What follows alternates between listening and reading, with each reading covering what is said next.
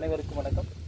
நம்ம இப்போ இருக்கிற ஏரியா வந்து அமராவதி ஆற்றங்கரை. அமராவதி ஆற்றங்கரைனா கொழும்புத்துக்கு ருத்ராபாளையத்துக்கு இடையில் இருக்கக்கூடிய ஒரு பகுதி. இந்த மாமரம் வந்து கிட்டத்தட்ட மாமரத்திற்கு உள்ள இது வேப்பமரம் வந்திருக்கு, ஆலமரம் வந்திருக்கு. அது அந்த கீழே வந்து வேறு பகுதி பார்த்தீங்கன்னா எவ்வளோ பெருசாக இருக்குது தெரியும். இது கிட்டத்தட்ட அவங்க சொல்கிறாங்க ஆயிரக்கணக்கான வருஷம் சொல்கிறாங்க. இருந்தாலும் நம்ம எந்த வருஷம் தெரியல. ஆனால் மரத்துக்குள்ள மரம் வந்துருக்கு, அது வேறு பிடிப்பு பெருசாக இருக்குது.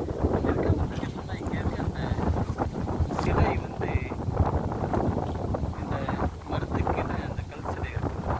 அந்த கல் சிலை வந்து நாம் வந்து வழக்கமாக சொல்லக்கூடிய இந்த தன்னாசியப்பன் சொல்லுவோம். தன்னாசியப்பன்னா நம்ம இங்கே இருக்கிற குமரலிங்கம் தன்னாசியப்பன். நாம் இது வரைக்கும் ஆத்தூர் தன்னாசியப்பன் பார்த்துருக்கோம், ஆத்தூர் தன்னாசியப்பன் பார்த்துருக்கோம். இந்த அமராவதி ஆற்றங்கரை பின்னாடி தெரிகிறது அமராவதி ஆறு.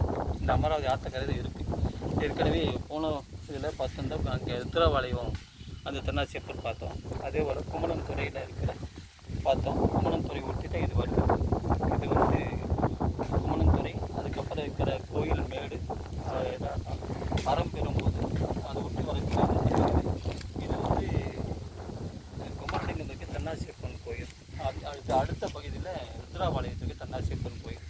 இது இங்கேயும் தன்னாசியப்பன் இருக்குது, அங்கேயும் தன்னாசியப்பன் இருக்குது. நாம் இதை எப்படி புரிஞ்சுக்கணும்னு கேட்டால் இதெல்லாமே ஒரே மாதிரி இந்த சிலை அமைப்பு இருக்குது. தன்னாசியப்பன் சொல்கிறது நாம் வழக்கமாக சொல்லக்கூடிய இந்த வழிபாட்டத்தை சொல்ல வேண்டியது இருக்குது.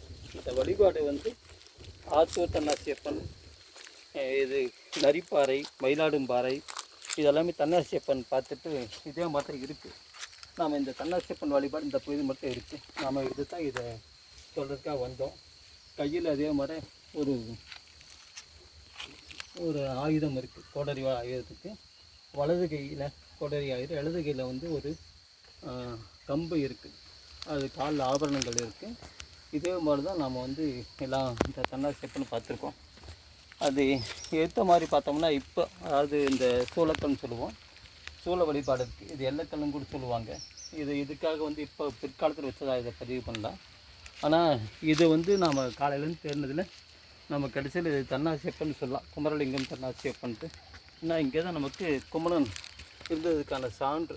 அந்த மேடு வழக்கமாக வந்து நீர்நிலை பக்கத்தில் தான் மக்கள் இருந்தாங்க. அந்த நதிக்கரை, அமராவதி நதிக்கரை வரணும் மக்கள் இருந்தாங்க. இப்படி ஏற்கனவே நாம் வந்து தொல்லியல் இலட்சியங்கள் கொடுத்துருக்கோம்.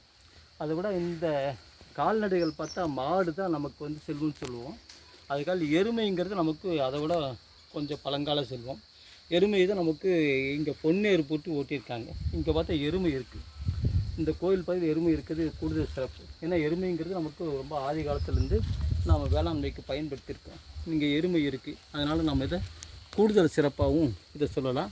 இது வந்து அமராவதி ஆற்றங்கரையில் இருக்கக்கூடிய குமரலிங்கம் தன்னாசியப்பன் கோயில்.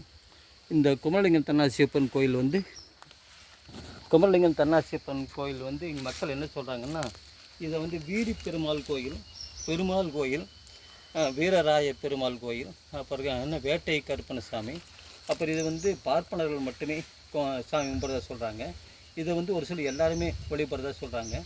இதை வந்து இங்கே ஏதோ சிறப்பு நாட்களில் மட்டும் வந்து அமாவாசை நாட்களில் வந்து பூஜை பண்ணிட்டு போகிறதா சொல்கிறாங்க. ஆனால் இன்றைக்கி நம்ம இது கிடச்சிருக்கிறது, இதையும் நாம் குமரலிங்கம் தன்னாசியப்பன் கோயிலாக இதை நான் பதிவு பண்ணுவோம். உடம்பு வரலாற்றுக்காக அருட்செல்வன் சிவகுமார்.